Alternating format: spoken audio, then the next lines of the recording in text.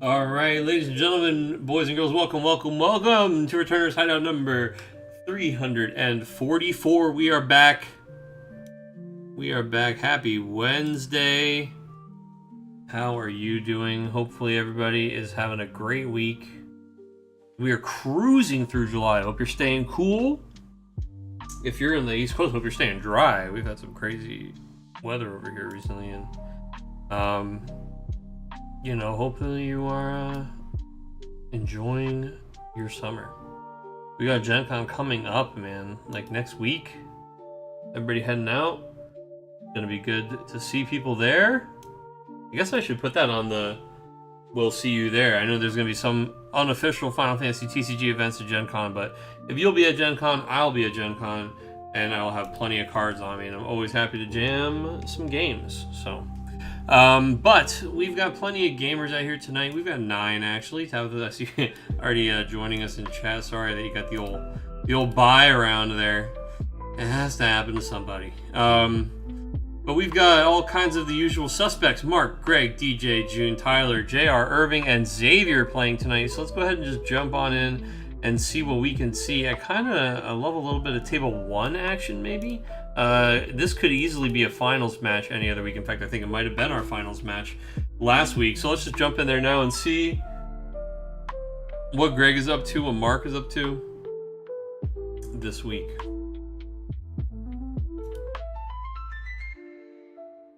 Gives you time to review. Excellent, excellent. All right, looks like we've got a Ice Wind deck on Mark's side of the table, and a Final Fantasy 13 deck that's looking like it's, oh my goodness, Anima's in here. This is looking like it's Fire, Lightning, and who knows what else. Let's get some names on the screen. Since the game's on the screen, we've got Greg on the left, or on the bottom side here, and Mark up top. Let's go. Oh, RBX Sire, how's it going? Hello from across the world. I hope that you are doing well. Good morning. Hope you're enjoying a cuppa and a beautiful day. All right, let's see. Let's get whether it's a coffee or tea, or I don't know. I don't know how you like to start your day, but for me, it's coffee for sure. In fact, I might be going to get a cup while while we're doing this. Let's get those names up there. Bop, bop, bop, bop, bop. There we go. Get a little bit of info for you guys. There we go. Excellent. Who said we're farming dark elementals on the other screen? That is a wild accusation. You can't just say things like that. You can't just make claims like that.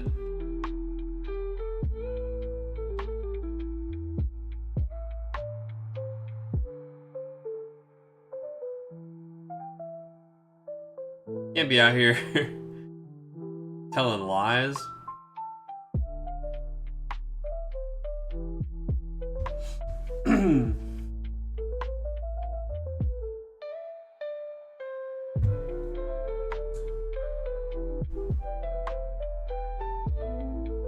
In recovery mode at the moment. Been sick this week. Oh, me too, man. It's been, you know. All right, looking at what we've got. So there aren't many permanents on Greg's side of the table, but he has already dealt 3 damage. And the way that this lightning, it's that legend from not last this the 26. What was 26? So this is not the army of 1 lightning, but this is the one that has like 5,000 rules specifically about this card. That because when it attacks, it like brings in another card from your hand, dull, and forming a party and attacking with the lightning. All kinds of interesting, crazy stuff. But you see, there's a lot of Final Fantasy 13 cards because we can just play so many of them from our hand with lightning. We want to have kind of a variety and a toolbox with powerful effects. Sometimes even things we normally wouldn't want to cast, like an anima, for example. But we're also just doing fire lightning things. It's not an element combination we see an awful lot, especially outside of like type 0. But this Y'shtola does actually just work great in this element combination. She doesn't, we really only see her in Wall 7. But she's actually just a great card. Pretty good closer, really easy to slide in if you're playing these colors already. Just an over curve card that's got that nice removal on it. Also, you can play a very high EX burst count and fire lightning, so being able to self-damage yourself to trigger some of those, like we literally did. We self-damaged ourselves, hit the saws, and we were able to go search for a summon. And this deck also has plenty of summon synergies with the Bahamut's and the Fangs and the Caesius and all that stuff. So we're going to play Fang, we're going to get Hope. It's a Caesius. We meant, what, Caius. C-A-I-U-S is his name.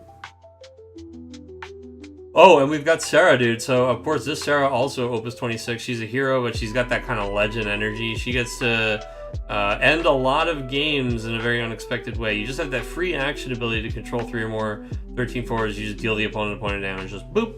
And then when she enters the field, you choose a forward of 4 or less. We don't have any of those. So there's not going to be any removal here. But, you know, since the Fang makes the Lassie cost less, we can play the Sarah. Actually, you know what? It just makes it reduced by 1, so we still had to pay 4 for the Sarah anyway, huh? Yeah. Pitch. No real discount there, unfortunately. But we did the free damage to the opponent. So now we attack with the Y'shtola. We already put the 4,000 on the Barts here. Oh, sorry. We're dulling Kuja to stop Y'shtola from attacking. Smart. Because the Y'shtola, you know, trades with the Barts. Not ideal. We're going to decide to stop there instead of trade lightning for Barts. We're going to kind of have this, like, it almost feels like a must-answer board. Even though Greg has no cards in his hand, it's just this Final Fantasy 13 can be really scary. The Sarah is just free damage next turn if you don't remove her. So we need to kill the Sarah right now. She's an 8,000 power forward. Your opponent has no cards in their hand. We're playing Ice. It's Victoria time.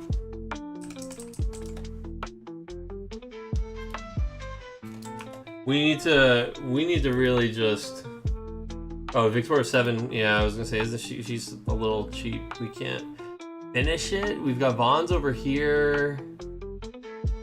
2 Vons over here sucks. Maybe we can't. I mean, we can Victoria the lightning.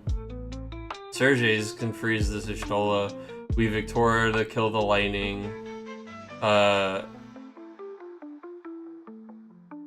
No. Oh, well, I guess we don't have enough cards. We could only do the one or the other. So we'll Sergei's will freeze down the Y'shtola. Kuja's going to be able to stop a second attack this turn. So we're just kind of trying to slow him down, you know? Meanwhile, we can just use Sarah's ability. Boom, there's another free damage, right? Edge, we just say, please take 1 damage. We can do that all the way up to 7. So a very real clock here as 2 turns remain.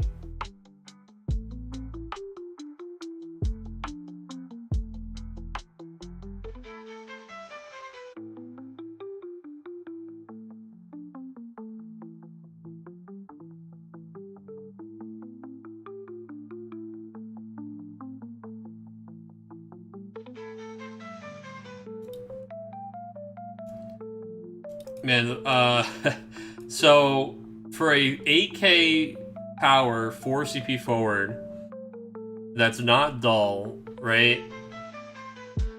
We need Yuffie. Yuffie is our best removal. Everything else is going to be really inefficient in an ice wind deck. Yuffie is just right.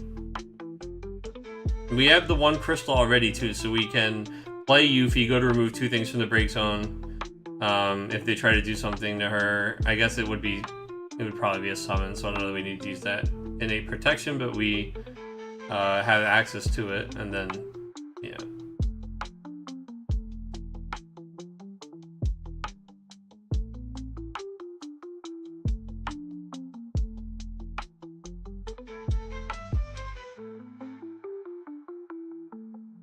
You're gonna Bahamut the Barts here. Bahamut targets 2 things. That's right, we get to split the damage, right? 10,000 damage divided between them. We haven't received 5 points of damage, so we don't get the extra damage. So we'll divide that between the Kuja and the Barts. Kuja gets a trigger to freeze somebody. He can also tap down somebody. We're gonna freeze the lightning. Probably end up dulling her as we get priority back.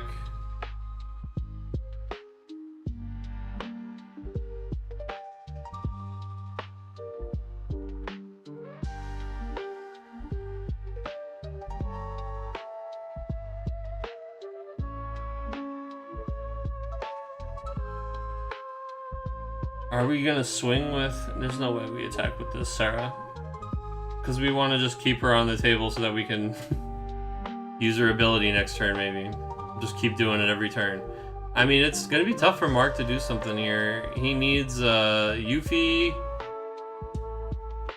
I was gonna say Kadaj doesn't even do it, because Kadaj only returns like dull forwards. We're being careful not to dull the Sarah so she doesn't get like opened up to these extra forms of removal with like a Seymour or something.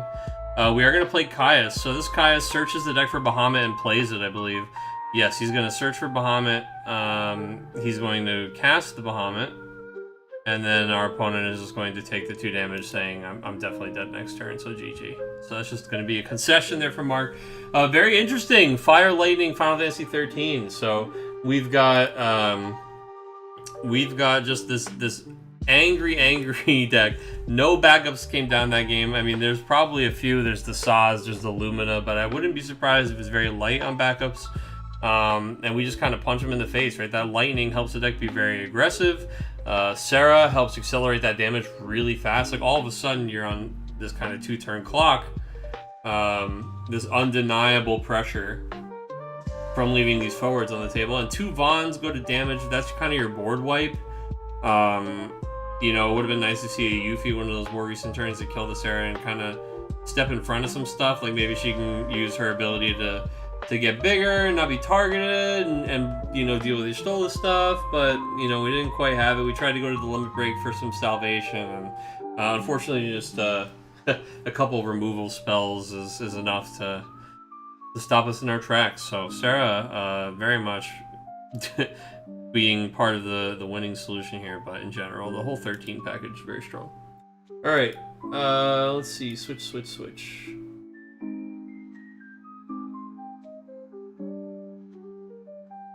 Oh, if he's yeah, he could also be running the Fire Lightning Knoll. I'm just seeing. I'm seeing you say there in chat.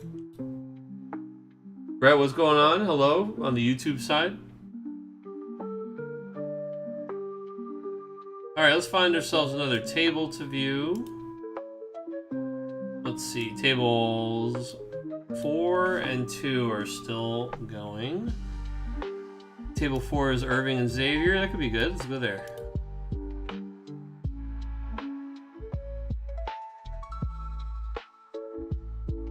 I mean, they all could be good.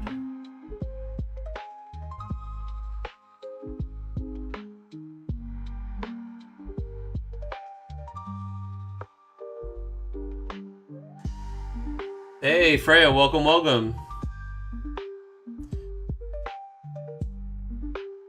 Dude, I love that, like, dancing, like, rave cat.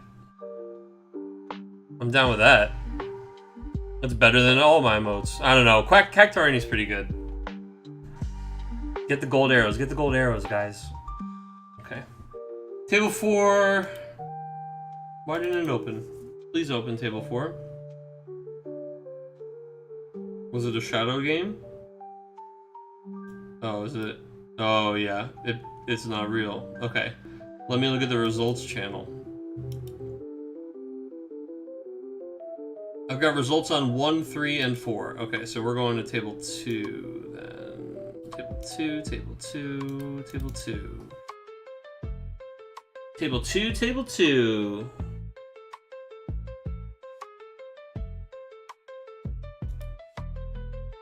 Holy! Oh my goodness. Look at the board.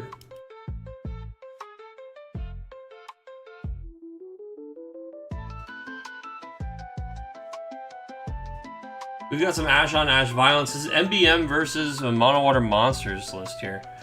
DJ playing Mono Water Monsters, and no doubt Golbez is here. I see we've got the Shadow Dragon and stuff, so that's usually the flavor these days. On the other side of the table, June playing MBM. June's been playing MBM for a minute and doing pretty well with it. It's also just a really good deck that's been seeing a lot of success recently. So I don't blame anybody for giving that one a try. Tyler in the chat with the old. That's a pretty good one too. 5 years, dude. Thank you so much, brother. Thank you, King. I appreciate that. Look, you get the Cacturoni spinning and everything. We're doing it. All right. Well, we've got a really wide board and two decks that have a very different way of dealing with a really wide board, right? So, Mono Water kind of has to deal with things one at a time, but normally you kind of are building up a bunch of removals, you're stacking them up, and then when the Witch of the Fens comes in, you kind of cash them all in. So we've got an Apkalu on the table, we've got a Malboro on the table, we've got a Shadow Dragon, actually 2 Apkalus on the table and a Shadow Dragon on the table. So all I see are a bunch of bullets, and we're just waiting for the gun. In the meantime, the opponent kind of gets to do whatever they want. We have Ash down, we could Chief the Ash back to our hand, but really, the entire purpose of Sahagin Chief is to always win the Leviathan war. Make sure that your Lena Leviathan always gets what you want out of it. I see 1 Lev 9 in damage. Certainly we've got more. May already be one in the damage zone, I guess. Or sorry, in the discard pile. We could check. Let's check the old break zone for... I do not see a Lev 9 in the break zone. I do see 1 Witch of the Fens. And there's, of course, another Witch in the damage. So we've got 1 Witch left. At least 1 Lev. I didn't really see Lena's.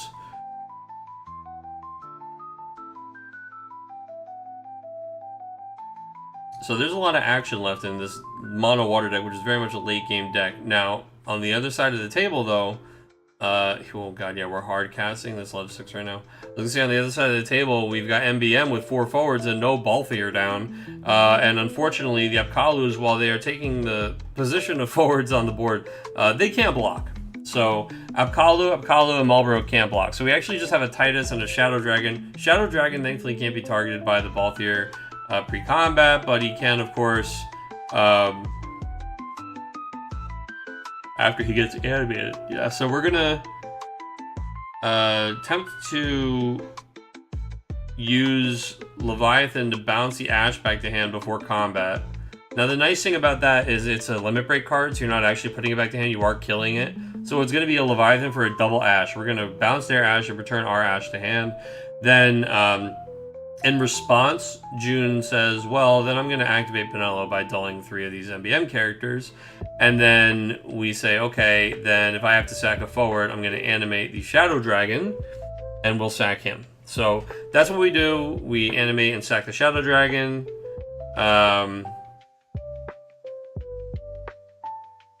Now we have the Ash again, because we're able to pitch and play. So we get rid of the Pinello, we get rid of the Ash for MBM. MBM has used both Ash now. So we don't have any more, well, I mean, we can do like a Leo or a Gilgamesh from Limit Break, but that's about it. In fact, literally, I think those are our only options. Well, the only ones we're gonna do. I mean, there's maybe Luso, maybe Lightning, I don't know. But, Lightning could be interesting, huh?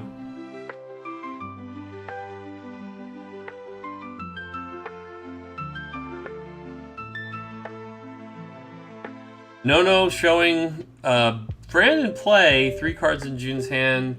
Let's see how many Pinellos are we through. Well, June is trying to just find like the bulkier line to end the game. You know, you can dull 2 of these blockers out of the way pretty easily. DJ got no cards in hand.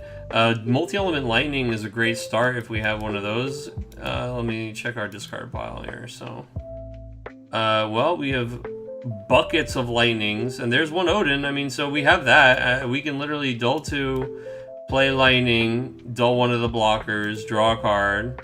And there's the Balthier. I mean, we've got it, right? This is for sure we've got it. Wow. Oh, yeah, never mind. We can just play her in combat. So we're going to play Balthier. We're going to attack. We're going to dull Ash and give Leo haste. Then we're going to play Lightning from our discard pile. I really actually love this. We're keeping the Gertie up just in case. I mean, there's nothing here that DJ has on the field or in his hand, but in case something goes wrong, we want to just we're holding some removal. There's a second Lev 9, speaking of things going wrong. It doesn't matter, the game is definitely over here. We maybe needed to, I don't know, we didn't have any cards left. I was going to say you can potentially, no, we did cash in the Chief. Yeah, unfortunate. Yeah, those EXs are a little too late. So that's going to be an easy clap there for June. MBM definitely, like I said, you know, we've got these 2 boards that look like they're both as wide as each other, but the monsters can't block. There they are, standing over there to the side, you know, just kind of watching the carnage unfold. Marlboro and Apkalu say, not my circus, not my monkeys. Happy to watch the whole thing implode.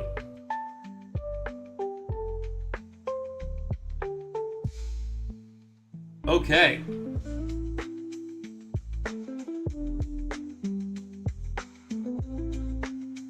So we are pairing up the next round here.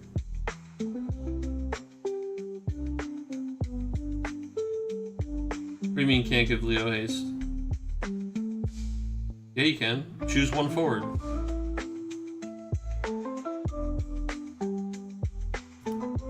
You sure can. Balthier is crazy, dude. Balthier is banana pants. Alright, pairing the next round. No. He's kind of nuts. I mean, they're all nuts, but that's one of the ways that he is nuts. Alright, let's go to our results screen here. We have table 3, Tyler 7, JR 1. Table 4, we had Xavier 2, or Xavier 7, Irving 2.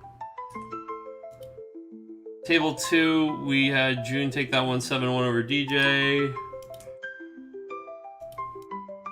And at table 1, it looks like Greg got that one. Oh yeah, we saw that. Of course, Greg did that one 7-1 over Mark. Okay, and to have the one with the bye, very nice. Okay, moving into the next round. Sorry about the bye there, DJ. Let's go ahead and put pairings in the channel for everybody here.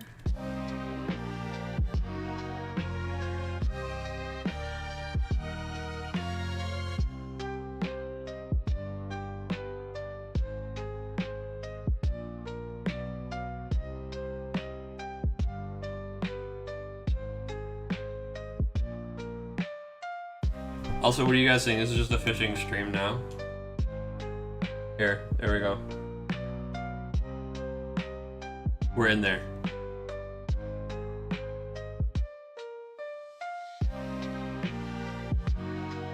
Just a little ice fishing.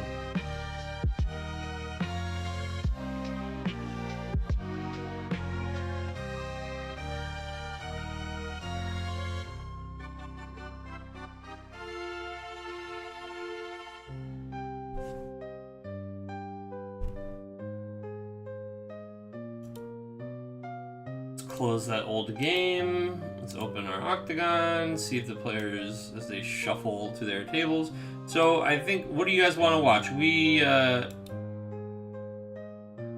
We saw Greg playing the Final Fantasy 13 deck, and we saw June playing MBM. They're playing each other at table 1. So I think we're going to watch table 2, right? Tyler Ray versus Xavier Ruiz. We didn't see what either of these guys are up to. I would also like to see table 3, which is Tabitha versus JR. We don't know what those guys are up to yet. But Tyler versus Xavier sounds like that's going to be a good time. So we're going to tune into table 2 when that one pops up here. Oh, I got the tiniest fish, the tiniest emperor fish I've ever fished. Wonderful.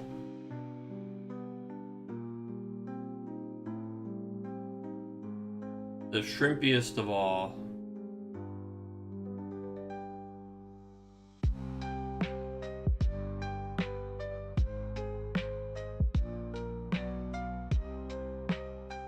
Still only see 2 tables, table 1 and table 3.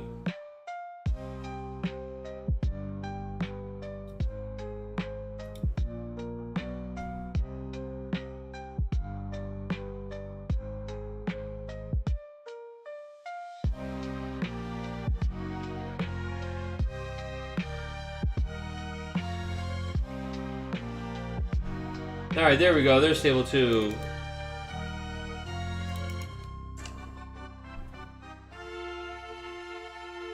Pop that open, and let's get live in the game. RVA Chopper 9 in the sky.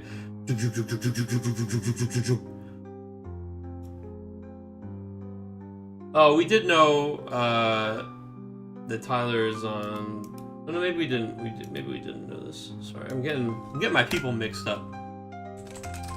All right, so Xavier looks like he is also on NBM this week. No surprise, it has Vaughn in it. And, you know, Xavier, big fan of Final Fantasy 12. Captain Bosch himself.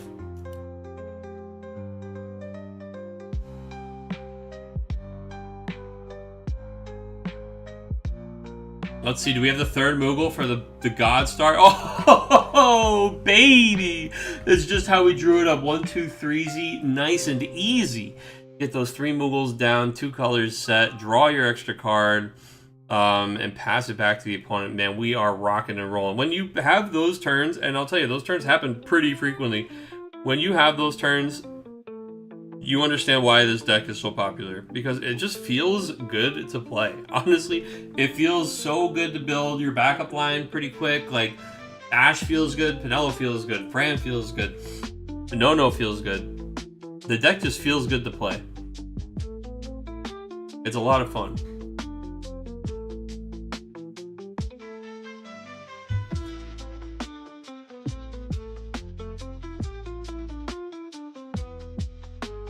On the other side of the table, looks like it is going to be... Tyler was playing Fire Wind Crystals last week, and he actually took the tournament with it.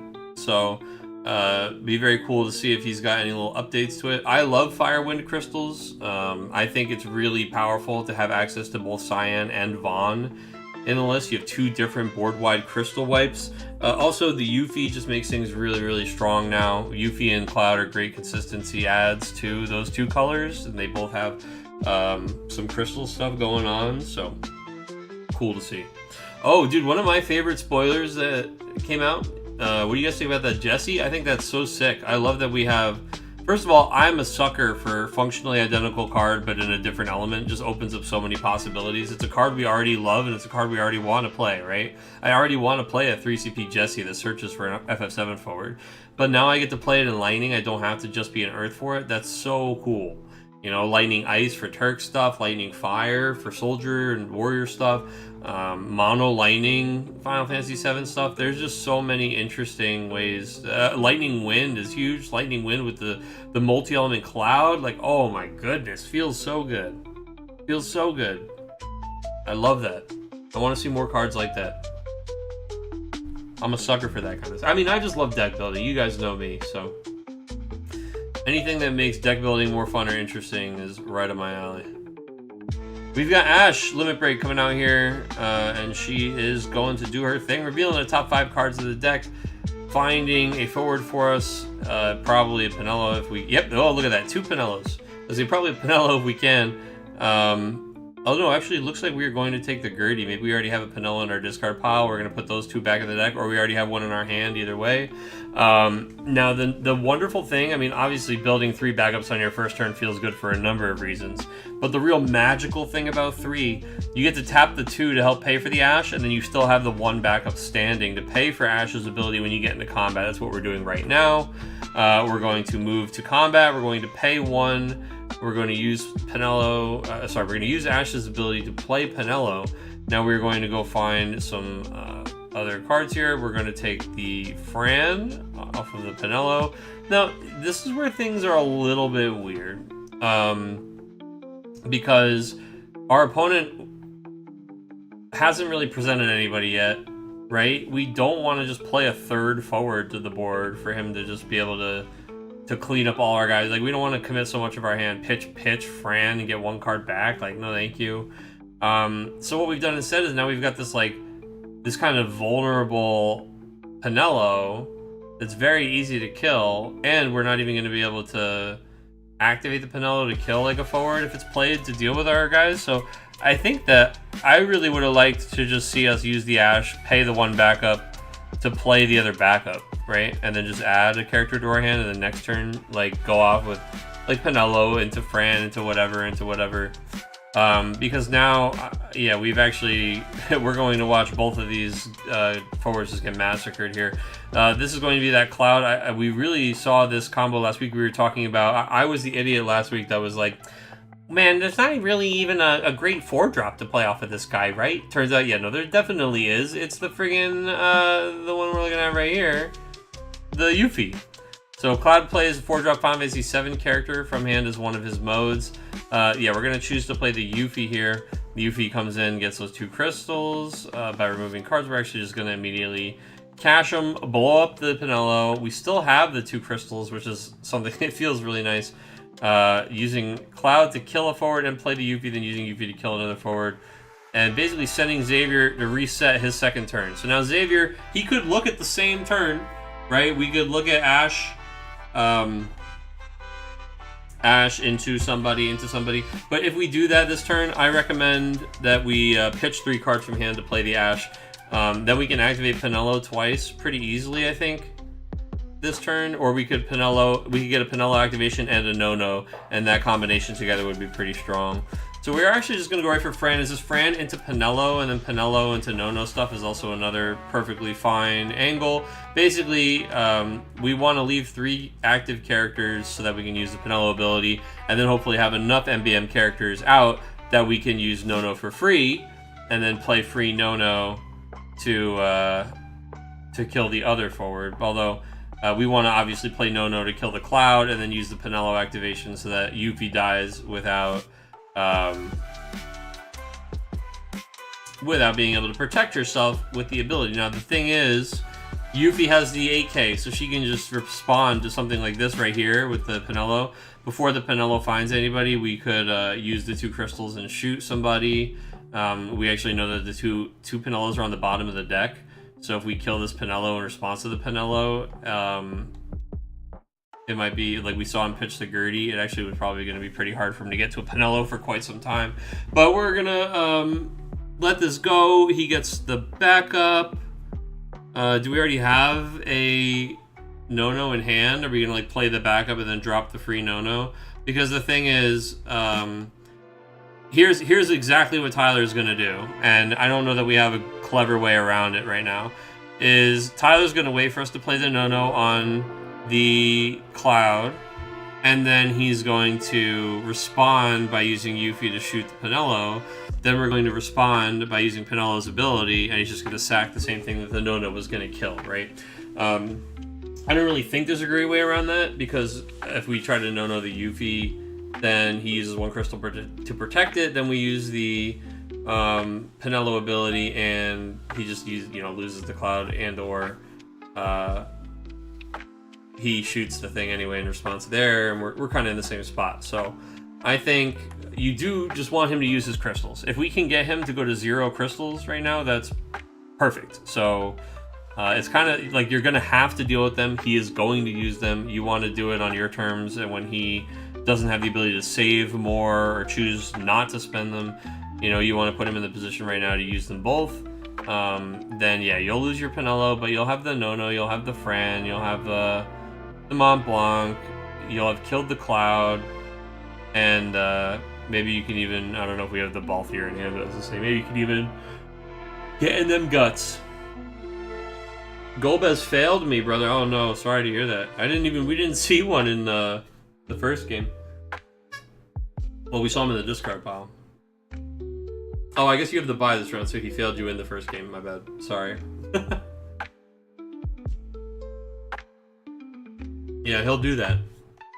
Turns out he's a villain. Turns out he's a bad guy. He's not even from Earth, dude. Real POS. Piece of space.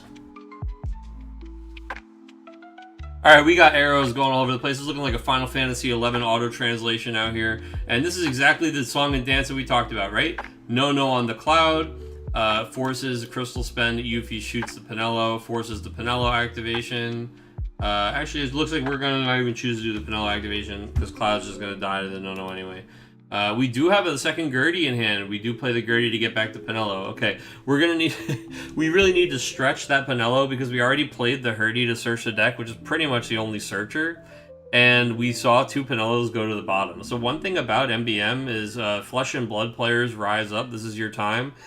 You do see so many of the top 5 then put to the bottom, top 5 put to the bottom, between the Pinellos and the Ashes, that if you play like 2 Ashes, 2 Pinellos, you've reordered the bottom, like, what, 4 times 16 or so cards of your deck, and it's relevant. It really matters. Like, you're going to be drawing into those cards in that order, and you know which cards are down there, and that kind of stuff is really powerful knowledge. So I think a big difference between a really good player playing MBM and an average player playing MBM is knowing exactly what cards and what order they put on the bottom and deliberately putting them in a deliberate order. Sorry, I just used deliberate twice, but that's what the important thing is, right? Is that the order is predetermined and you're thinking about the end of the game and the order mattering, and then you're placing those cards in an order such that it will benefit you later, and then you're taking advantage of that benefit. Yeah, I think all of that's critically important stuff.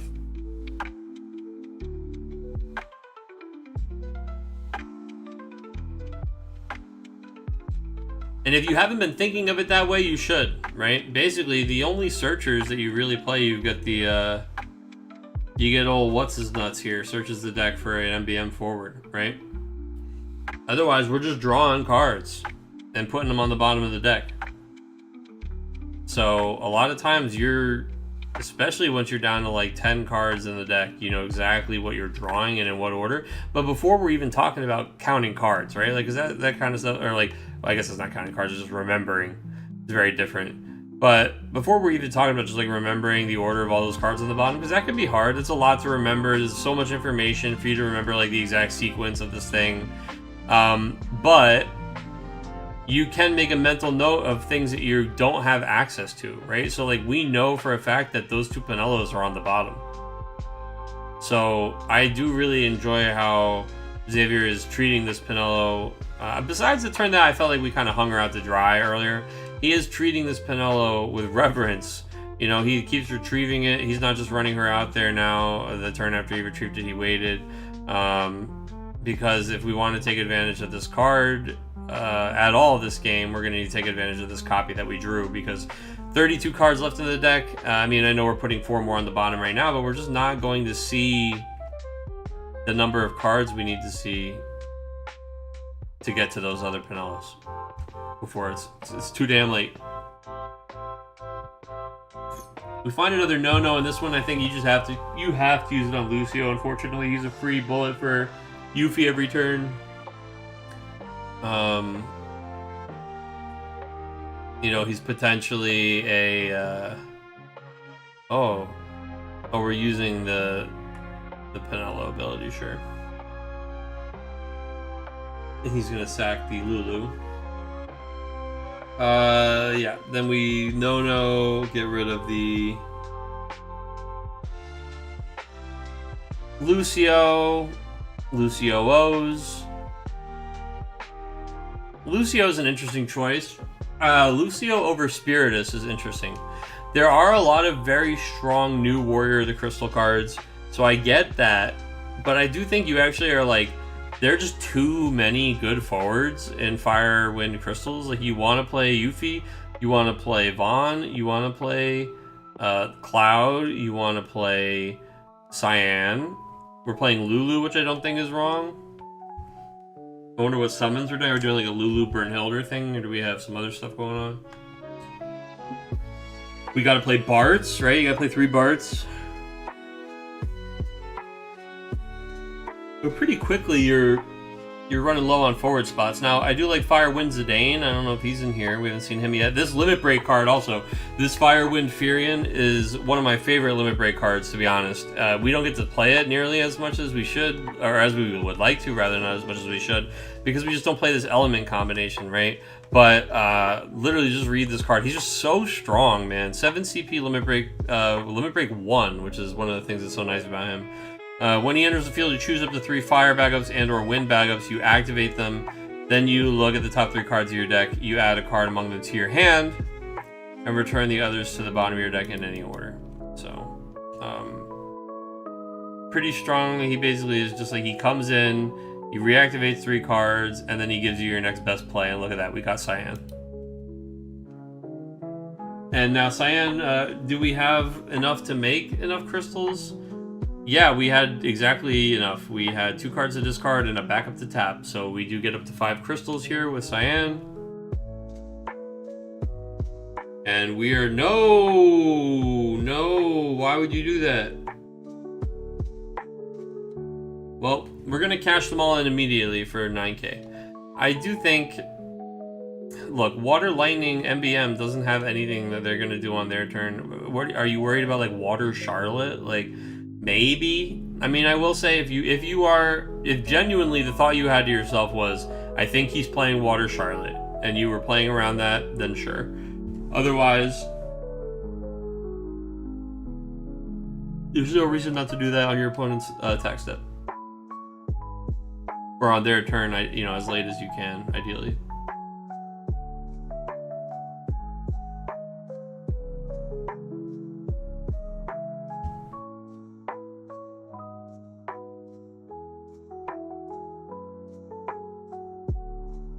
Because, like, imagine if he, right before the attack step, because he plays, like, Ash number 2 right now, right? Before combat, and we could have had the crystals to just 9k the board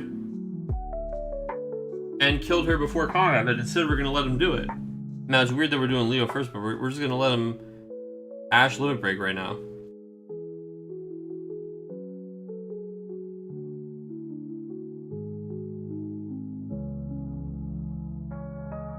Which I think we could have threatened that instead. I get, like, maybe we don't want him to activate Pinello a couple times, but, like,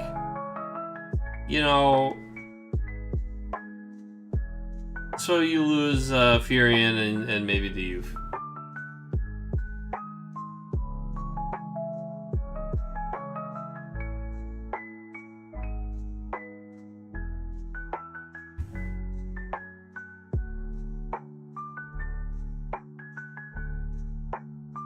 Yeah, but you lose 2 forwards and he skips his turn, right?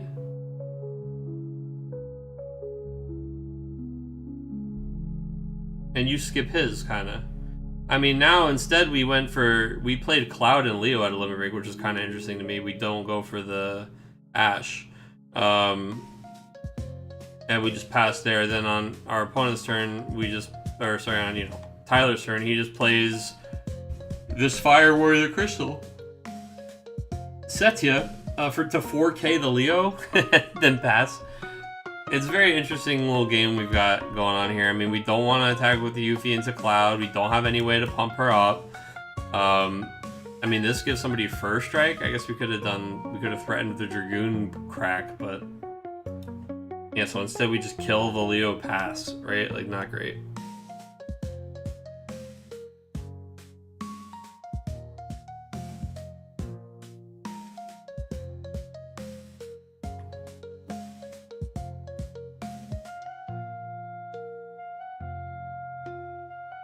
Kukling on the Yuffie.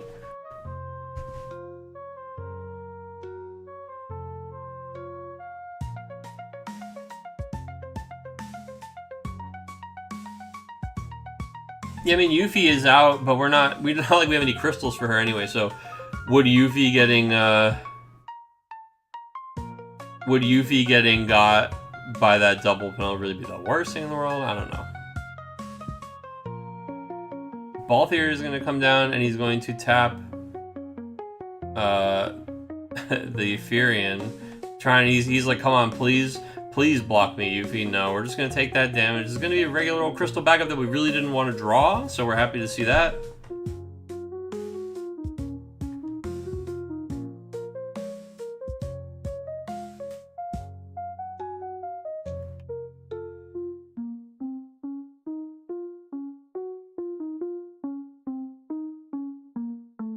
Oh, there's the Zidane. We were talking about this lad. So Zidane comes down. We're going to say, why don't you remove that Odin from the game? I don't want to see that Odin get cast. I don't want to see that thing get used on lightnings. We're going to attack with Zidane, and we see that it is a EX burst, kill that guy lightning. We're also going to remove that one. So we're feeling really good that we took that off the top of the deck, since now Irvine goes to damage instead. So we would have eaten a lightning EX, but instead we cleared the lightning EX, and we hit a Irvine.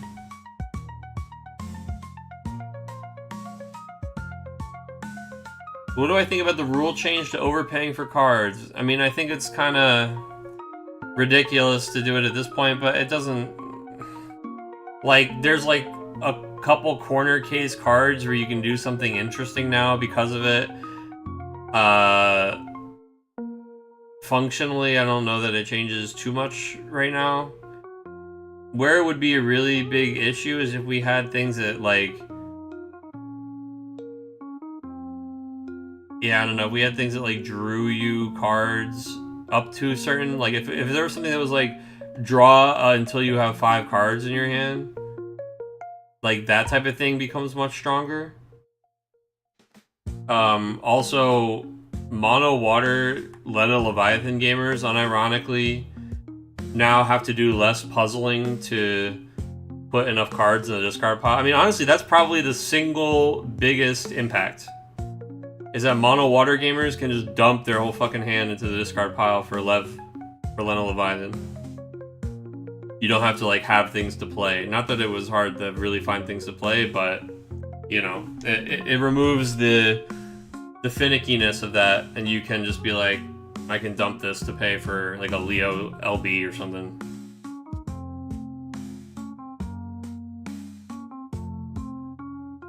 So yeah, I mean, there's a couple times where it's cool and it, you know, it'll have some interesting implications, but largely, I think it's going to be no different. And I do understand and agree with their point where it's like, the number of times that they probably have to answer the question about, like, multi-element cards. I mean, we just answered this the other week because there was a question about alternate cost. So, like, they make cards like Kefka, who have, like, this really cool alternate cost way to cast him, and then that can be reduced. But the multi-element thing is, like, weird and different and unique, and yeah, I think that they're just trying to make a little bit more consistent sense, which is fine.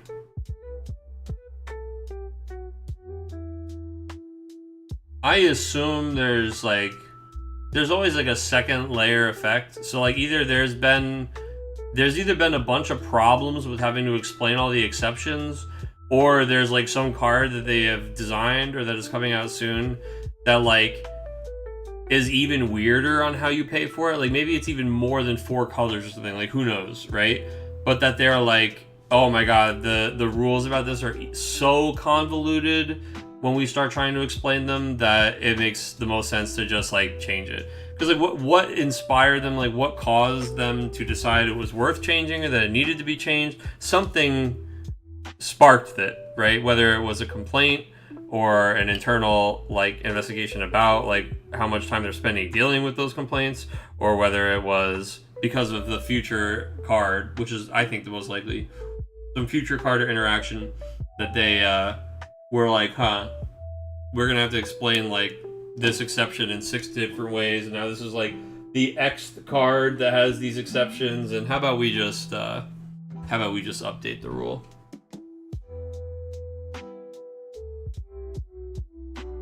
But yeah, we'll see if it has any further impact on, you know, otherwise.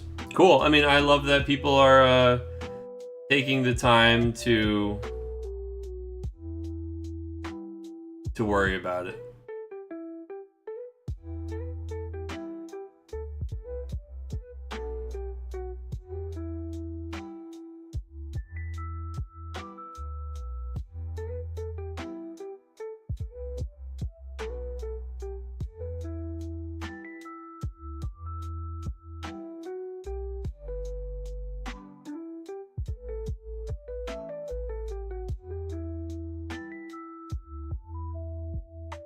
Gamers already out here pitching their whole damn hand to play cards anyway, man. They don't need an excuse to discard extra cards.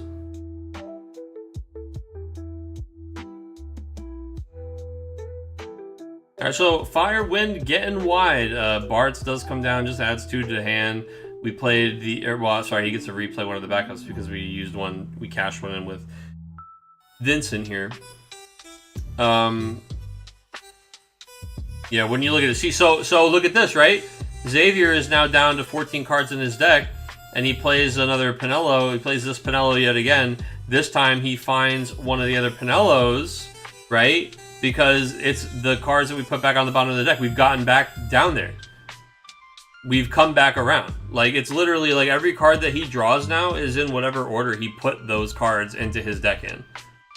So, like, if he doesn't know exactly what he's drawing every turn, like, it's fine. It might not be something you remembered or thought about, but technically he has all of the knowledge that he needs to know to draw for every single card in the order that it's in his deck for the rest of the game. Now, especially on Octagon, it can be really annoying to put things in the right order. I think a lot of people just, because it's easier, just highlight the 4 other cards and right-click move to bottom of deck, which I think is just a lazy habit that I am also guilty of, that we wouldn't do in real life, right? You would never, in real life, you would never be like, and I'll just select all these at the same time. Like, you put a little bit of thought into the order you put them on. It's just so nonchalant to just swap the order of some cards. But on Octagon, you're like, oh, I don't want to right-click and then right-click and then right-click. So I think we have bad habits, right? But in play, in person, if you're practicing this deck, MBM, I highly suggest you don't autopilot through just putting those things in the bottom of your deck, because I think it's a really, really important, unique thing about MBM that is this really high skill ceiling that isn't quite obvious at first, but I think has a really big impact on pretty much any game that goes this long. I mean, of course, how could it not?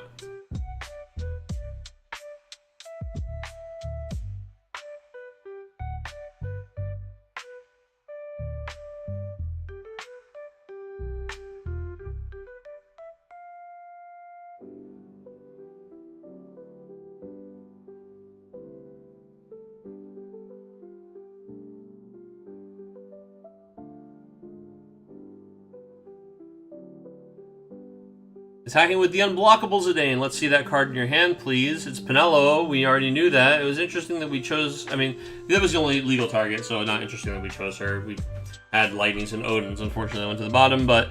yeah, the Pinello's going to get removed. He's going to draw a card. We're going to choose to block with Lightning since she is a cost 2 forward. That is also over curve. And we are going to use the Selfie to block... or to pump the Zidane by 3k so that he doesn't die in a trade. Oh, now, honestly, with only one crystal, I don't know. He's probably not quite there. But Nono Vaughn Lightning from discard pile is a pretty terrifying little combo, right? So Nono breaks Vincent. You play Lightning from the discard pile to dull, like, Bart's draw card. And then Vaughn Mattingly gets hasted by Balthier. Balthier attacks and he dulls. How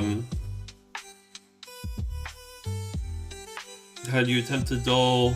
Well, I guess Yuffie's gonna pump herself and then block the Balthier, and then you don't get that second dull on attack.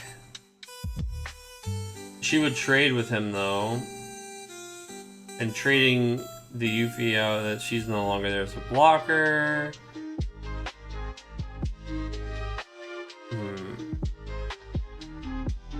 Depends. We have the power drop guy.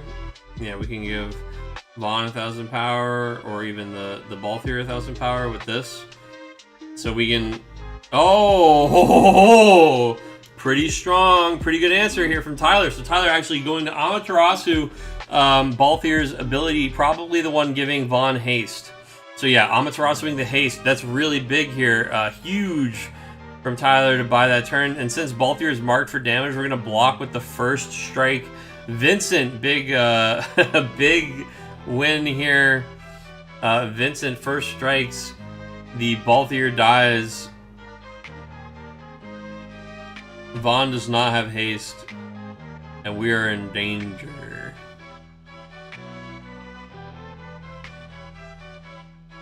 Yeah. Xavier saying okay. Tyler's just going like, yeah, he's dead, bro. Yeah. Maybe not thinking about the Ama damage. Oh no, he's saying just thinking. Okay. We're in think territory.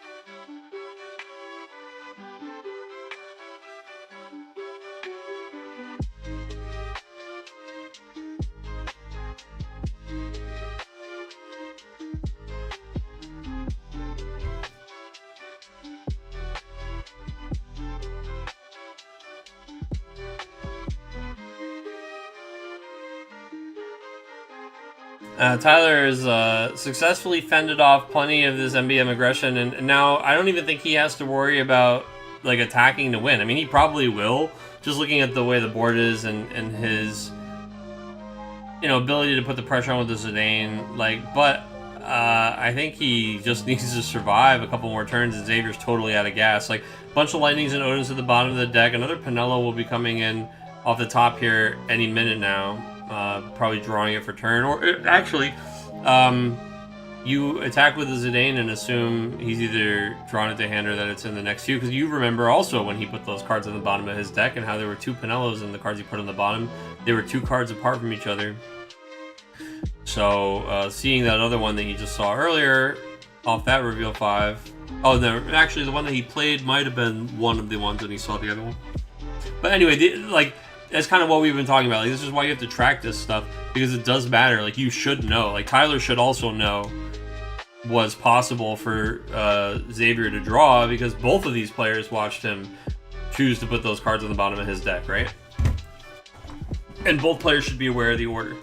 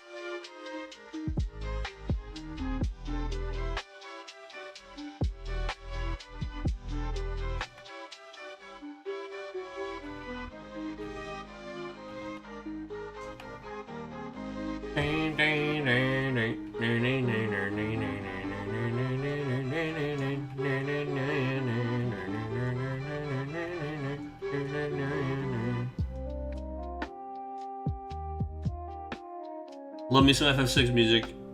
Alright, so we're going to try to set up another big turn. I mean, we can go get Balthier back, right? So Vaughn, get Fran. Fran moves Balthier back to the table. We're using her ability. We're going to play the Balthier onto the table. We, again, have the ability to summon lightning from the discard pile, I think, still. Material instead of Spiritus. I said the same thing earlier.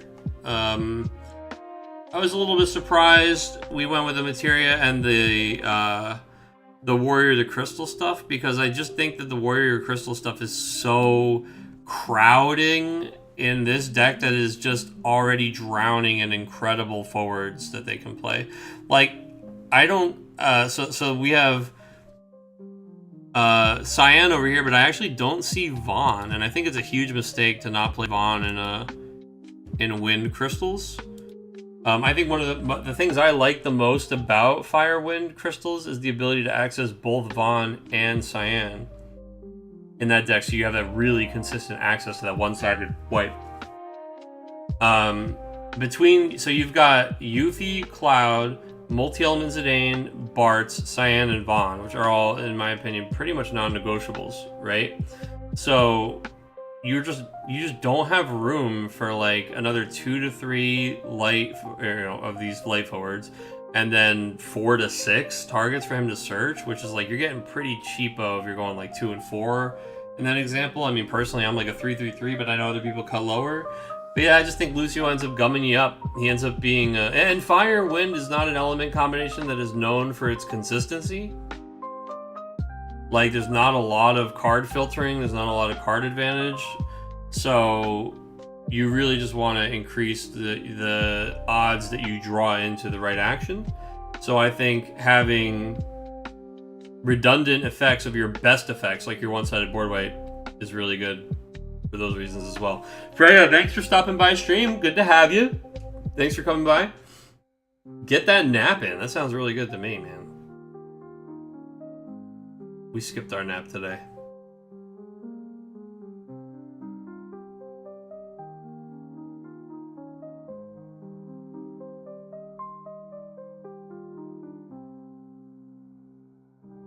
The only Firewind deck you've had success with is Stranger of Paradise. Hey, I mean, that could be a thing. Well, so, I mean, I say this not to make anything about me, but it's the stream. It's my stream. I did play, as one of my 2 decks at Nationals last year, I took Firewind Crystals just because I thought, I mean, I really liked the deck. I thought Firewind Crystals was really good. It was in a really good spot, and it's only gotten better with Yuffie. Yuffie is huge for the deck, as we see her putting in a little work right now.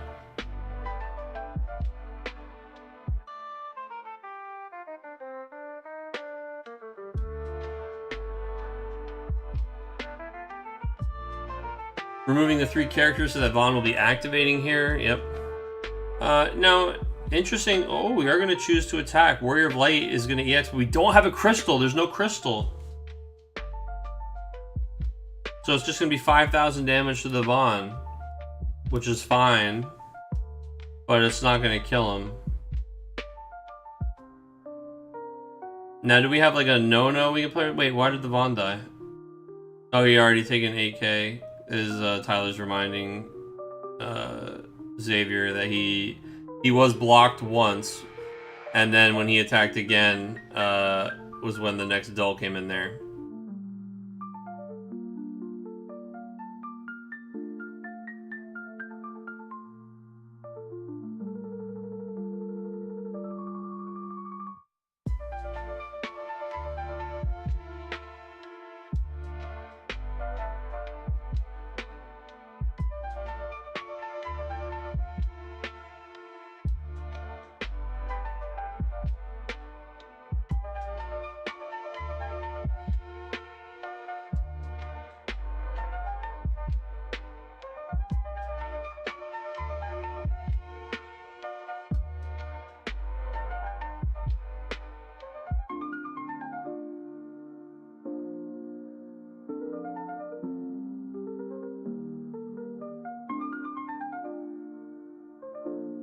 Ooh, free Alexander on the bulkier kill. Yeah, I mean, this is exactly the thing, is I think some of those attacks were a little scary to me. We didn't have that many blockers. Yeah, does our opponent have the ability to haste out?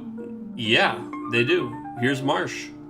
So, I mean, I don't know. We don't have the 2 crystals. We don't have the ability to kill the Cloud, right? But we are able to get in a few points here that are going to be hard to block. I mean, entering second main, now Xavier, no cards in hand, 1 card left in his deck actually decks out here. Actually decks out here, yeah. Those 2 points of damage there enough to make him deck. He says GG. Well played by both of these players. MBM just not really being able to get through all the removal of the Fire Wind deck, and even despite that really solid start, Fire Wind just kind of holding its own all the way through, and then decking him in the end. Very interesting. All right, let's go ahead and switch. I think we're actually pairing the next round, likely at this point in time. You guys can see me descenting Silver Rings by the lake, or breaking crystals by the lake, one or the other. All right, let's go ahead and get some results in. Table 4, Irving took it 7-4 over Mark. Also, I don't know if you guys enjoy this or notice this at all or anything, but I do try to go to like different and interesting locations in Final Fantasy XI, at least for stream. I don't think we've been in like a snowy zone before. Table 3, JR got it 7-4 over Tabitha, which does mean that we're going to have a nice clean cut at the end of this next round here. June took a 7-6 over Greg at table 1. Hey, that isn't Power World? Brother, you think I don't have them both open at the same time when I'm playing Power World? You think that I ever close Final Fantasy XI? Brother, when I'm playing Power World, it's because I'm crafting or something in Final Fantasy XI. I got them both. I got two monitors. I've been checking in on you guys in Power World, bro. I watch. I'm the benevolent god in the sky because I am the server owner. I see all, dude. I see all. I know how late your son's up playing Power World, and it's very late. It's very late. It's impressively late. Let me tell you, I have degenerate behavior. He surprises me. All right. This looks like it's all set. Tyler win, Irving win, June win, JR win. Yes, so it is going to be June versus Tyler. So Tyler actually gets to run this matchup again. He's squanching all over it. He really is. I mean, look, here's the thing. Power World is a really fun game with an addictive gameplay loop. So all you want to do when you play it is just play it more and more, and then you look up and it's been like a billion hours. You have like an endless, I just have to do this one thing, and then I can go do this, and then I just have to get some more ingots so that I can craft this, so that I can upgrade my base next level, so I can put one more pet in there, so I can make ingots faster, so I can make this next weapon, so I can kill the higher level pets, so I can capture more higher level pets, so I can start making oil, so that I can get oil, so I can make polymer, so I can, you know, and then it's just, you do this shit for 100 hours, and you're happy with your purchase. Good game is good. Good game is good.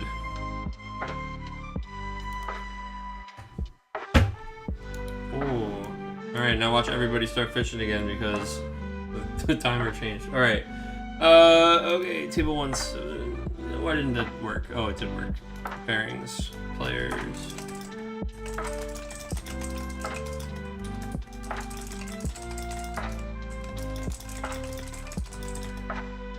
Let's see, 8:25, and we'll be called at 9:05.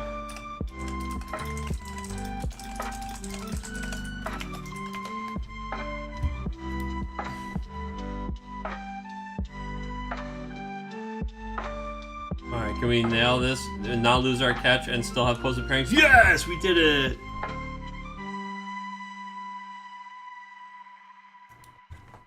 This is our final round.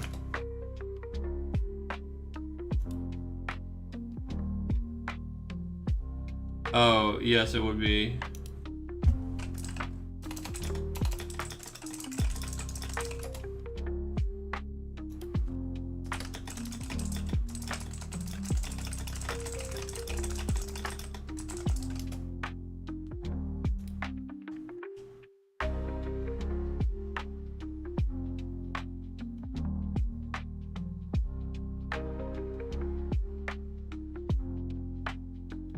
Yeah, I should have put that one incorrectly, but he's like, damage was definitely reported incorrectly for the mill out, and Xavier's just like, shouldn't it be this instead? Xavier is correct. Tyler's like, oh, I don't know how they report milling, and it's like, what do you mean how they rule it? Like, it's just the damage is on the table. You don't make stuff up.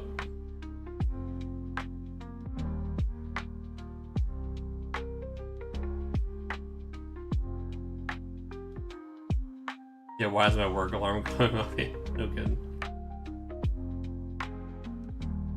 Alright, pairings are up. Let's close this last table here. Zoop. And then we'll go looking for our finals. Table 3 and table 4 are up. Not yet for table 1.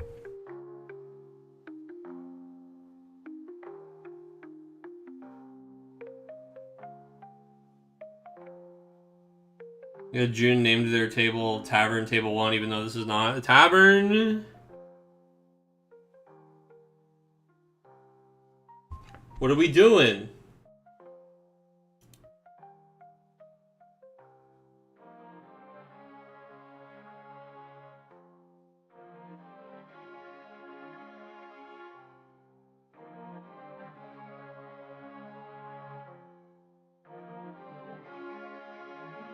Alright, looks like they joined the table, is ready for us. Let's go over there as we are getting blasted by this fish right now.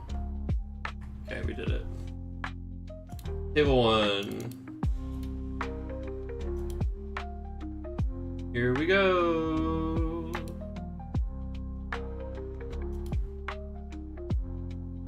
Oh, hello.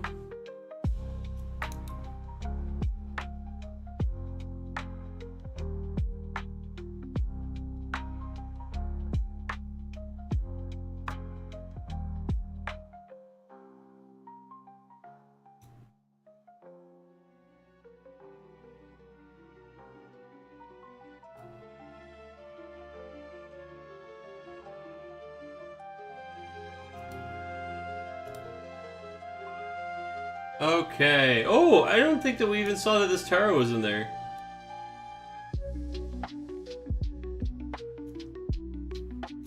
Alright, let's change these names.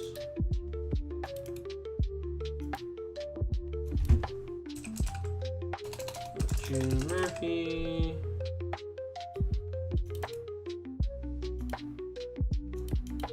And Tyler Ray. Alright, so we got, oh, June, no big deal, June, no big deal.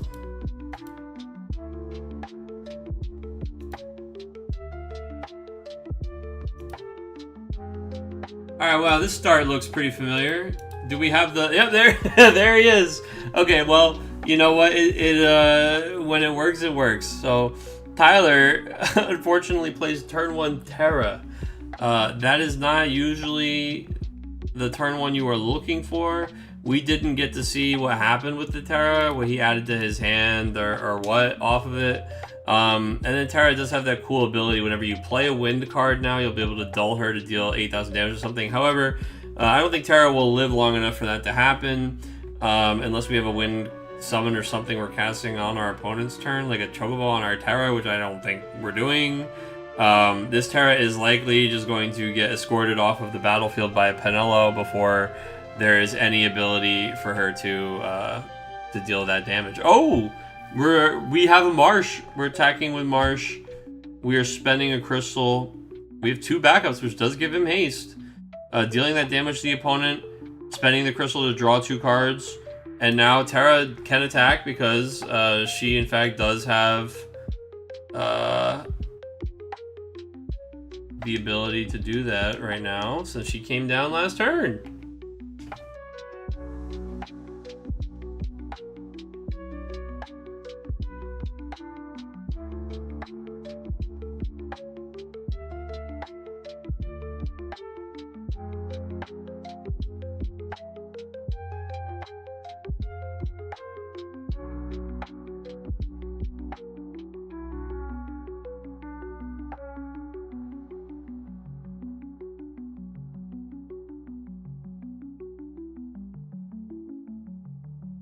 So Ash Limit Break is coming down. She's going to do her thing. Look at the top 5 where we are looking for Penelo. No to come down this turn.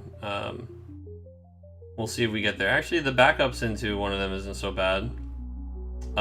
We have the backup that can search for Penelo. We have the no here that we can just grab. Yuna going to the bottom of the deck. I don't know that we had Yuna in the previous version because we went through the whole deck and didn't see her. Yuna is going to be an interesting, different angle for Tyler to have to contend with this game. Or maybe not, since we put her on the bottom. Although we still haven't used... Oh, no, we did...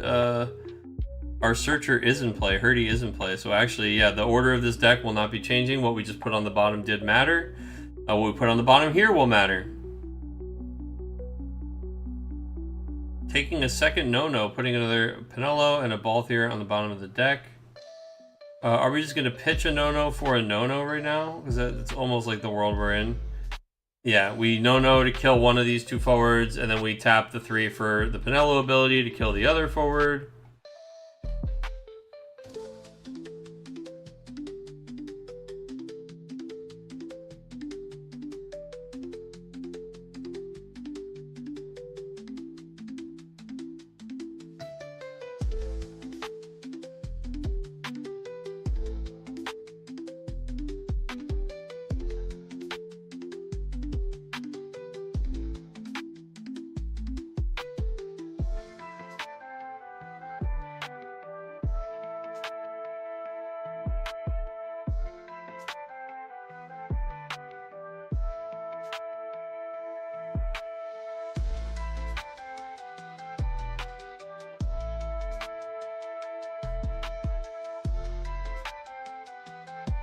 So Tyler in a hell of a tough spot right now. Going to just do a 2ZP Brynhilder to kill the Pinello. I mean, it does have that. It has a beautiful damage. Now, unfortunately, it's not the 2ZP Brynhilder we want to see, not the EX5K that's going to draw us a card for killing her. So we just get to kill her, and now we're going to take a couple damage to the face. Now, I mean, the Ash is going to pay 1 and play a card, and we're in a really, really good position for June. I mean, June's going to probably be able to get the 4th, if not the 5th, backup this turn. And just be sitting here with lethal maybe in 2 turns even. I mean, yeah, we're gonna get the Fran and play the Balthier. If we have the Balthier to just jam out. And we're gonna attack. Wait, hold on. Oh, never mind. We went into combat, paid 1 for the Fran with Ash's ability. Okay. I was like, we're not gonna use Ash? But no, I see what happened. Yeah, so then we attack with the no-no. We've got all these are we just passing? Yeah, we're just going to pass there. Oh, Zidane comes down. He gets to see our hand and take the Balthier out of it. We could actually use Fran's ability right now to pitch a lightning card from our hand to play Balthier, which is exactly what we're going to do.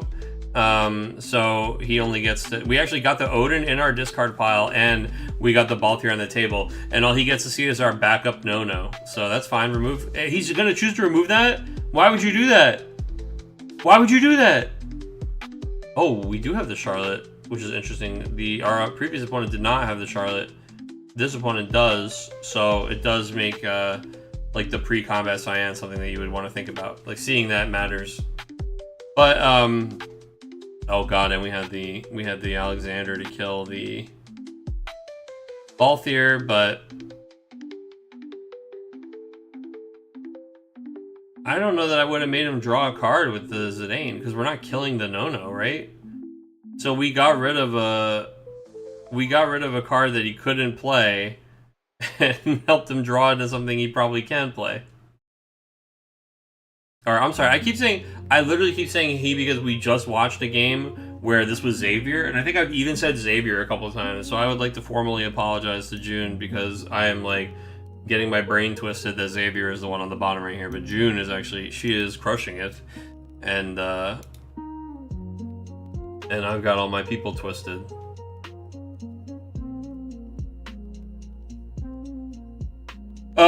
Yeah, that is going to be Selfie EX, which gets us back a fire character from our break zone. Yeah, Terra is going to be what we grab, because there's not much in the way of choice in our break zone. We obviously really want Cyan, but I think we're gonna have to just draw them off the top at this point. There's another thing that's scaring me, is how many light cards we have in the deck when we're in a situation like this. But again, I think we're just screwed, man. I mean, here's MBM, one of the best decks in the game at closing out a victory from nowhere, and we don't even have to worry about nowhere. We're looking right at it. Lethal is on the table before we even talk about Balthier, the lightnings that are hiding in the discard pile. Like, we're just staring at right now. We're looking at Lethal. we are... Lethal's in the room with us. There he is, though! Holy, wait, hold on! That's our boy! We drew him! We drew Cyan. We can pay the 5? Oh my god, we can! Holy, we did it! I mean, now we just lose next turn to Ash. Oh, we already played both Ashes. Okay, now we just lose next turn to Fran? We lose to Fran Balthier? Oh, well that... See, look, we... Okay, hold on. So... I think we're gonna assume that our opponent only plays one Charlotte. And that we removed it from the game because we saw that they play Charlotte, but we're choosing this time to not use Cyan before combat when this is the one scenario where I maybe would. But June obviously didn't draw, or we would windmill slam it if we had a second Charlotte. She knows. I mean, you don't play Charlotte in the deck without knowing when you want it. You know, like this is the exact situation. I don't know that we play one of on Charlotte's. I imagine if you're choosing to include it in your deck, you probably play 2, right? But I don't know. I'm not that kind of tech gamer. Charlotte is the kind of card where you just have to really hope that it impacts your opponent in a negative way, and sometimes they can just play around it anyway, and it's not my favorite kind of thing to make them deal with. But I totally understand the strengths it has, and there are definitely matchups where it helps you big time. And I can see the appeal of improving those matchups for sure.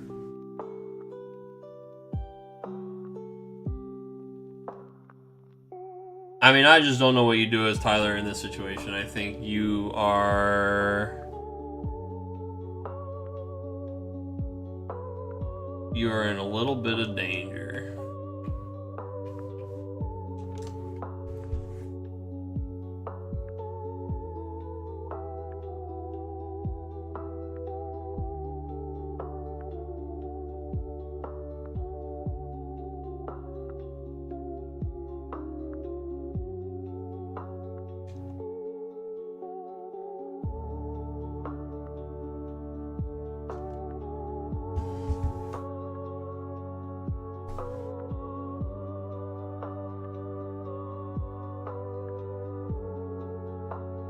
I mean, Tyler's just trying to figure out is there anything he can do? He's looking, Terra's in play, I can play a wind card from my limit break deck, then I can dull the Terra to 8k the no-no, but then like dulling Terra is terrifying it, haha, oh. But I mean, like, you're pretty much just sitting here looking at the Balthiers, you know, there's one removed from the game, and there's one in the discard pile, question mark?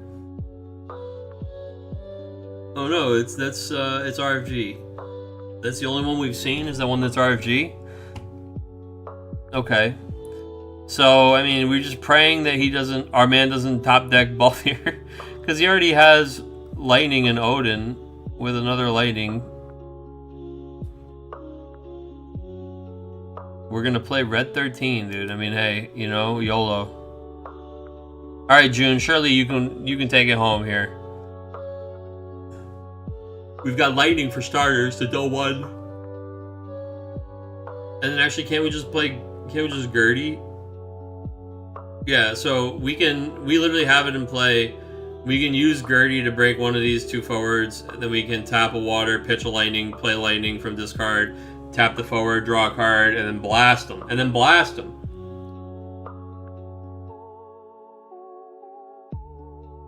Okay, doing this before blocks and attack phase. Okay, I was a little worried for a second that we like didn't have a Lightning card in hand or something. Okay, yeah.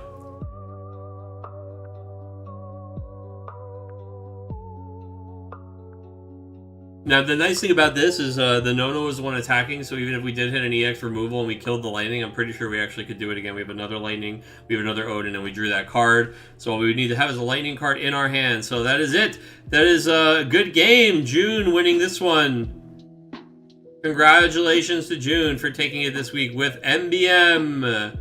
Tyler getting pretty close for taking it the second week in a row with the Fire Wind. And there's, of course, this Richt is the new Wind Warrior, the crystal that is one of the reasons Tyler is interested in using the Lucio package here. We didn't get to see him in any of these games, but him plus the Multi-Element Zane is actually Oh, sorry, no, he only plays backups with 2 or less. I say he plays a 2 or less character.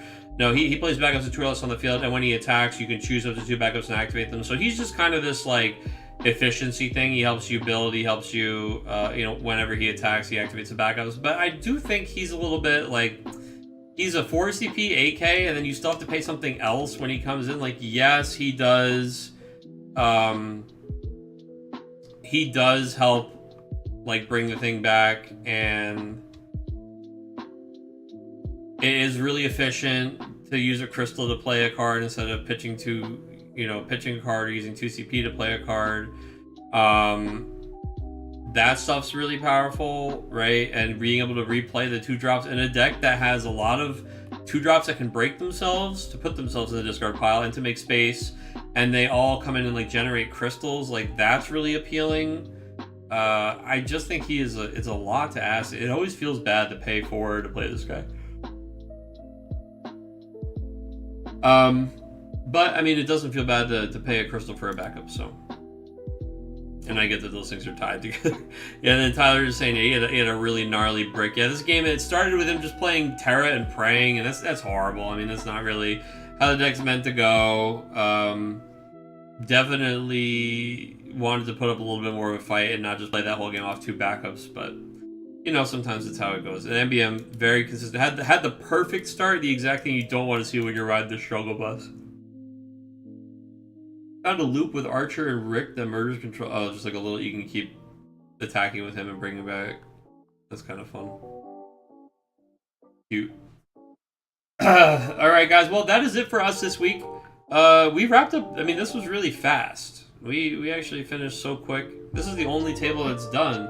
Maybe we just go look at one of the other games, man. Let's go look. There's no reason to, no reason to do this whole thing.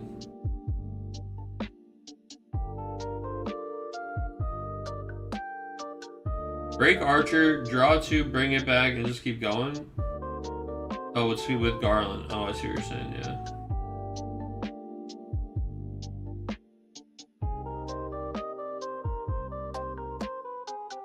Alrighty. I don't think we saw what JR was playing this week. We can look at table 2, a little bonus content.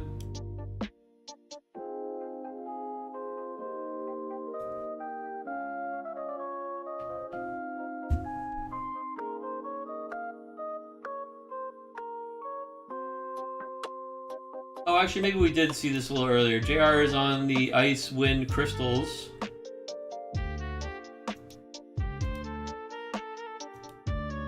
And we're playing against DJ on the Mono Water deck here. I will be right back.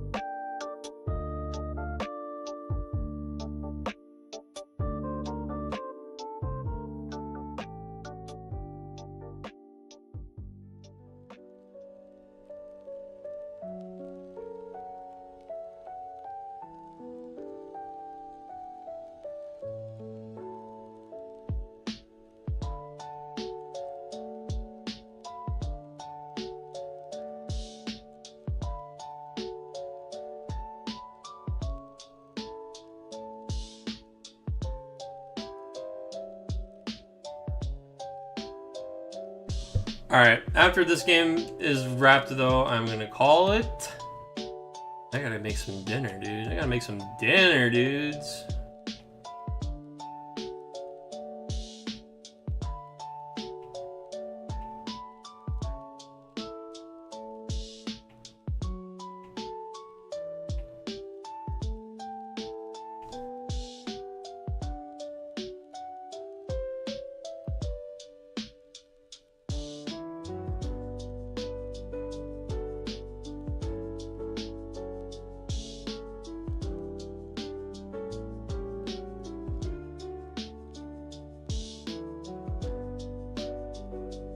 Mono water versus ice wind crystals. I think this is a really good matchup for mono water typically.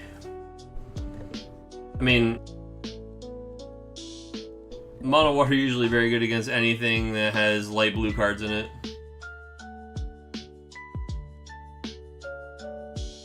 But especially in a situation like this where it looks like, yeah, we're crystal rich, but we are permanent poor on this table here.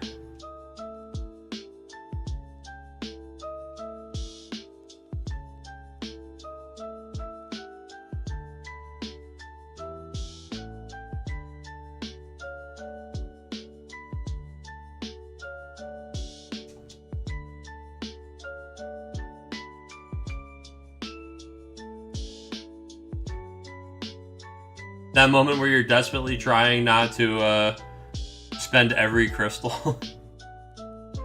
The problem is there's two 9Ks too, right? So it's like you don't even really have the ability to like just point and kill on anything other than a Leo if you don't want to spend 2 crystals on fucking Leo.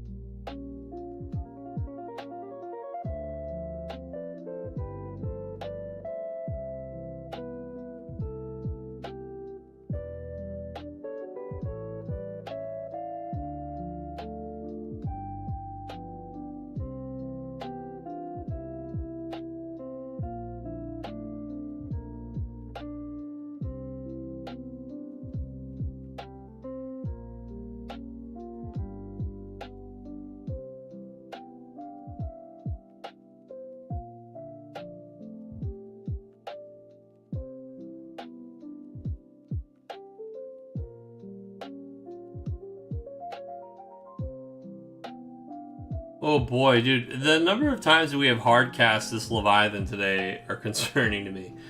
Lev 6, we're going to try and bounce Yuffie. I mean, the thing is, it's just...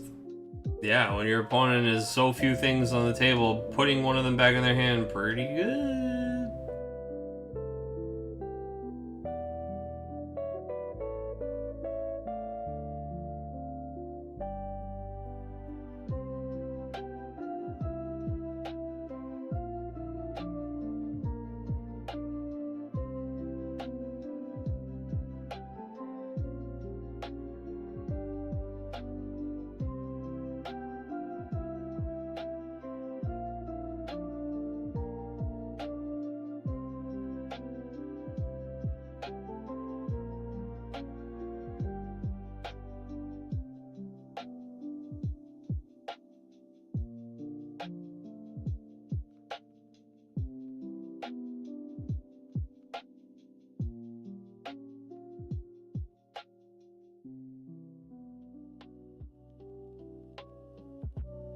Yeah, we've got a Kadaj with all the crystals in the world, but I mean, we're holding on to them for dear life.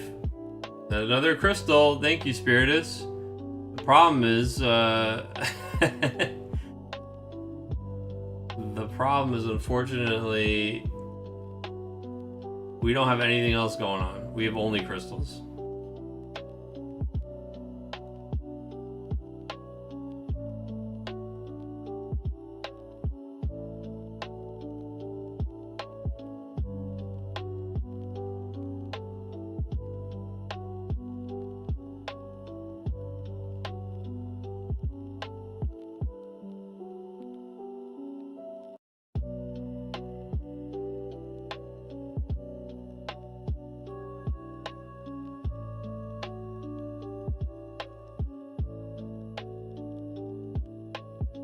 Kukulane on Kadaj. Yeah, I mean that cert. Yeah. Kukulane Kadaj. Did we even? I mean, we surely drew the Lena off the Kukulane because otherwise we would have just slammed that. Yeah, we play Lev. Put Spiritus back in his hand. Minus 9k your Kadaj. Attack with the Ash. GG, dude. Yeah, very bad matchup, I think, for Icewind Crystals. It's just kind of how it goes.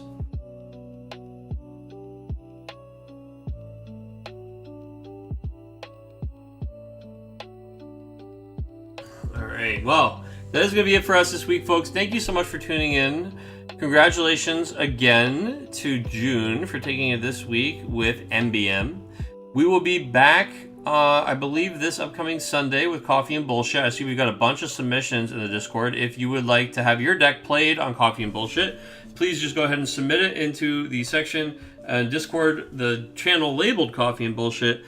Make sure that there's a little bit of jank going on there, nothing too serious. Give us a little bit of a breakdown on how to play it or what the gimmick is, and you could be featured on Sunday's stream.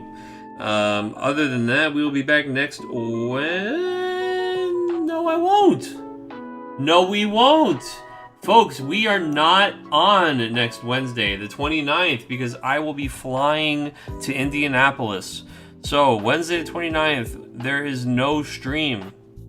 If you are going to be in Gen Con, I will be there. Please come say hey. Let's jam a game of Final Fantasy TCG. I will be playing in one of the FFTCG events on the calendar. So I will see you there. So we are off next week. So we'll be here for Coffee and Bullshit Sunday. We are off next Wednesday, returning on the 5th of August. I will post a reminder for all that in the Discord, but that is that. So thank you, everybody. We'll see you Sunday. Otherwise, see you in 2 weeks. Peace. Bye-bye. Bye-bye. Bye-bye.